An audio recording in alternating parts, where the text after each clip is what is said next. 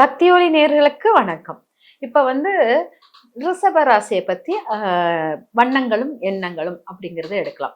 பொதுவா வண்ணங்கள் எண்ணங்கள் அப்படிங்கிறது என்னன்னா, ஒவ்வொரு கிரகங்களுக்கும் ஒவ்வொரு வண்ணங்கள் உண்டு, ஒவ்வொரு ராசிக்கும் ஒவ்வொரு வண்ணங்கள் உண்டு. இதை கரெக்டா ஃபாலோ பண்ணோம்னா நம்ம ரொம்ப பவர்ஃபுல்லான ஒரு வலிமையான ஆளாக மாறுறதுக்கு இந்த வண்ணங்கள் நமக்கு ரொம்ப சப்போர்ட்டா இருக்கு. வண்ணங்களை வைத்து மருத்துவ குணங்கள் செய்திருக்காங்கன்னா அது உண்மை. வண்ணங்கள் மலர்களை ரொம்ப அட்ராக்ட் பண்ணுது, வண்ணங்கள் இயற்கையை ரொம்ப அட்ராக்ட் பண்ணுது.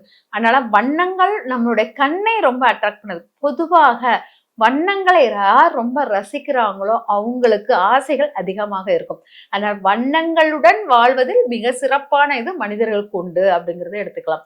எல்லா நேர வண்ணங்களும் அவனுடைய கண்ணுக்கு புலப்படும். சில விலங்கினங்களுக்கு கண்ணுக்கு புலப்படாத வண்ணங்கள் இருக்கிறது. ஆனா மனிதனுக்கு எல்லா வித வண்ணங்களும் அவனுடன் டிராவல் பண்ணும். அவனை ரொம்ப ரசிக்க வைக்கக்கூடிய வண்ணங்கள் அவன் மனதை மாற்றக்கூடிய வண்ணமாகவும் இருக்கிறது. நம்ம வாழ்க்கையில் நிறைய விஷயங்கள் ரொம்ப எடுபடியா ரொம்ப கஷ்டப்பட்டு இருக்கும்போது அந்த வண்ணங்கள் நம்ம அந்த அவ்வளவு ஓட்டத்தையும் நம்ம ரிலாக்ஸ் ஆக வைக்கிறது இந்த வண்ணங்கள் தான். ஆனா வண்ணங்கள் நம்ம கண்களுக்கும் வண்ணங்களுக்கும் நிறைய தொடர்பாக இருக்குது. கண்ணை குறிப்பது சூரியன் சந்திரன். ஒரு கண் வலது கண்ணை குறிப்பது சூரியன், இடது கண்ணை குறிப்பது சந்திரன். வலது கண்ணை குறிக்கும் சூரியன் நம்மளுக்கு எப்படி எவ்வளவு பவர்ஃபுல். வலது கண்ணை குறிக்கும் சூரியன் உயிர் சக்தியை அதிகரிக்கிறது அப்படிங்கிறத எடுத்துக்கலாம். உயிர் சக்தியை மட்டும் அதிகரிக்கிறது மட்டும் இல்லாமல் சூரியன் தன் கடமையை தவறாமல் செய்யும். காலை எந்திரிச்சு சூரியனுடைய பங்க்சுவாலிட்டியை பார்த்தீங்கன்னா அவ்வளவு பவர்ஃபுல்லா இருக்கும். அதை என்ன மழை என்ன இடிச்சாலும் சூரியன் உதயமும் அஸ்தமனமும் இல்லாத நாளே இருக்காது.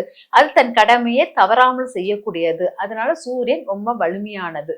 அப்போ கடமை கண்ணியத்துடன் இருக்கக்கூடிய சூரியன் நம்மளுடைய வலது கண்ணாக இருக்கிறது அப்படிங்கிறது. வலது கண் அதாவது ரெண்டு கண்கள் தான் நம்மளுடைய வண்ணங்களை அப்சர்வ் பண்றது. கண்கள் இருக்கிறவங்க, கண்களினுடைய வலிமை பெற்றவங்களுக்கு தான் வண்ணங்கள் மிக சப்போர்ட்டாக இருக்கும். அது அவனுடைய எண்ணங்களுக்கும் சப்போர்ட்டாக இருக்கும். அதனால வண்ணங்கள் சூரியனை முக்கியத்துவம் வைத்து நான் எடுத்திருக்கிறேன். அந்த சூரியன் என்னன்னா பொதுவாக சூரியனுடைய கலர் ஆரஞ்சு கலர் இல்லாட்ட தங்கம் போல் இருக்கும் அப்படிங்கறத எடுத்துக்கலாம். ஆரஞ்சு தங்கம். ஏன் தங்கம் போல் இருக்கும் சூரியன் அப்படிங்கறத எடுத்துக்கிறோம்னா, கைலாச மலையில் பாத்தீங்கன்னா தங்கம் போல ஒரு மலை ஒண்ணு இருக்கும். அந்த மலை ரொம்ப பவர்ஃபுல்லானது.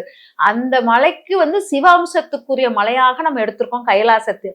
அந்த மலைக்கும் சூரியனுக்கும் அவ்வளவு தொடர்பு. தங்கத்தின் அமைப்பை போன்ற சூரியனுடைய அமைப்பு இருக்குது அப்படிங்கிறத எடுத்துக்கலாம். அதனால தங்கத்துடைய நிறத்துடனும் ஆரஞ்சுடைய நிறத்துடனும் சூரியனை நம்ம எடுத்துக்கொள்கிறோம் அப்படிங்கிறது. பாத்தீங்கன்னா வலது கண் உயிர் சக்தி உடையது, உயிராற்றல் உடையது. ஒருத்தருடைய வலது கண் ரொம்ப பவரா இருந்துச்சுன்னா அவனுக்கு உயிர் சக்தி உயிராற்றல் அதிகமாக இருக்குதுன்னு அர்த்தம். கண்கள் வண்ணங்களுக்குரியது, வண்ணங்கள் ரசனைக்குரியது. ரசனை ஒருத்தரை ரொம்ப இளமையாகவும் இந்த உலகத்தில் உள்ள எல்லா ஆசைகளும் அணிவிக்கக்கூடியதாகவும் இருக்கும். அதனால கண்கள் வண்ணங்கள் இளமை அழகு இது எல்லாமே இந்த கண்களும் வண்ணங்களும் சேர்ந்திருக்கும். அதனால வீட்டை வண்ண நிறமாக மாற்றுவதும் உங்க உடைகளை வண்ண நிறமான உடைகளாக மாற்றுவதும் அவங்களுடைய வளர்ச்சிக்கு முக்கியத்துவமானதாக இருக்கும். ரிஷப ராசிக்காரர்களுடைய வண்ணமாக நம்ம எடுத்துக்கொள்வது பச்சை நிறம். பச்சை நிறத்தை நம்ம வண்ணமாக எடுத்தோம். ஆக்சுவலா என்னன்னா எல்லாருமே அந்த ரிஷப ராசியை பிங்க் கலர் அந்த மாதிரி எடுத்துக்கொள்வாங்க. இது என்னன்னா நம்ம பச்சை நிறம் வளமையான இயற்கையான தோற்றத்துக்குரியது ரிஷப ராசிக்குரியது அப்படிங்கிறது. ஏன் வளமையான இயற்கையான தோற்றத்துக்குரியது? இங்க நந்திகேஸ்வரர் தான் நம்மளுக்கு சிம்பிள். நந்திகேஸ்வரர் இருக்கும் இடம் பச்சை பசேன் பசுஞ்சோலைகள் நிறைந்த இடமாக தான் இருக்கும். நந்திகேஸ்வரர் இருக்கும் இடத்தில் இந்த சோலை அதாவது ஏர் உழுவதற்கு, விவசாயம் சிறப்பாக இருப்பதற்கு, பயணங்கள் செய்வதற்கு எல்லாருக்குமே நந்தி காளை மாடு தேவை. இந்த காளை மாடு இருக்கிற இடம் பச்சை பசேல் நல்லா செழிப்பான இடமாக இருப்பதினால் இந்த இடத்துக்கு நம்மளுக்கு பச்சையாக பயன்படுத்தி இருக்கிறார்கள் அப்படிங்கிறது முக்கியமானது. இந்த பச்சை நிற உடைகளை உங்களுள் உடுத்திக்கிட்டீங்கன்னா, பச்சை நிற உடை ரிஷபராசிக்காரர்கள் உடுத்தினீங்கன்னா ரொம்ப வலிமையான வெற்றி தரக்கூடிய சிம்பிளாகவும் உங்களுக்கு மாறக்கூடியதாக இருக்கும்.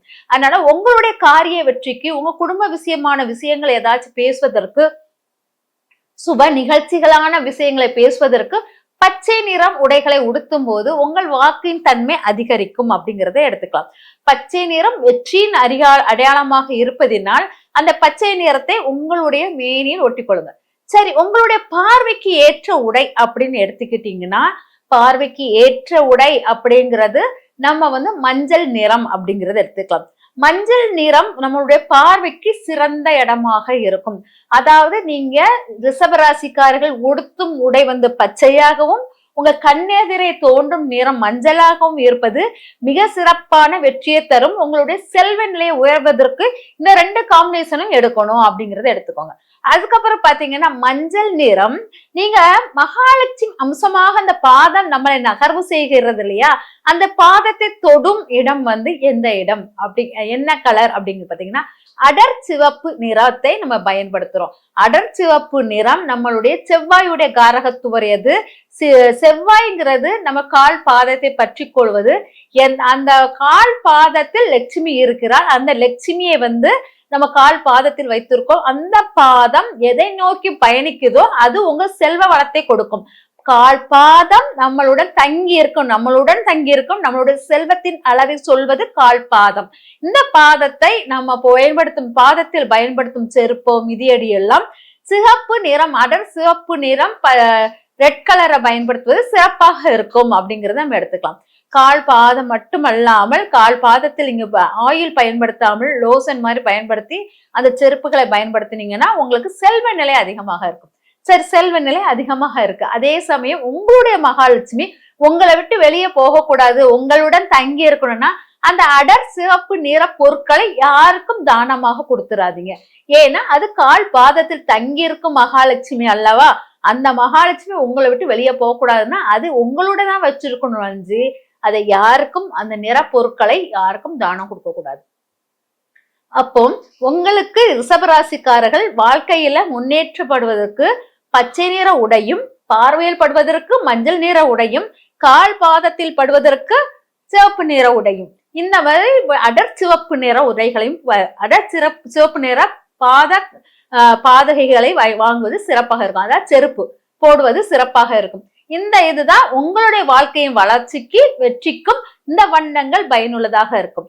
இப்ப நான் சொன்னேன்ல இந்த வண்ணங்கள் பத்தி சொல்றேன் இல்லையா, இதெல்லாம் பாத்தீங்கன்னா என்னுடைய வகுப்பில் என்கிட்ட படிக்கிற மாணவர்களுடன் நான் செய்த ஆய்வின் விளைவில் ஆய்வுகள் பண்ணி அதனுடைய விளைவில் ஏற்பட்டக்கூடிய ரிசல்ட் தான் இப்போ நான் உங்களுக்கு சொல்லி கொடுத்தது.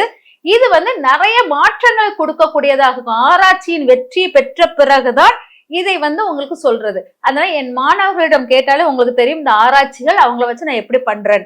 அதனால இந்த ஆராய்ச்சியினுடைய வெற்றியாக இந்த நிறங்களின் வண்ணங்கள் உங்களுக்கு மிகுந்த நன்மை தரக்கூடியதாக இருக்கும். இதை பயன்படுத்தி வாழ்க்கையின் வெற்றிகளை பல பெறுவதற்கு நான் மனப்பூர்வமான வாழ்த்துக்களை தெரிவித்துக் கொள்கிறேன். நன்றி, வணக்கம்.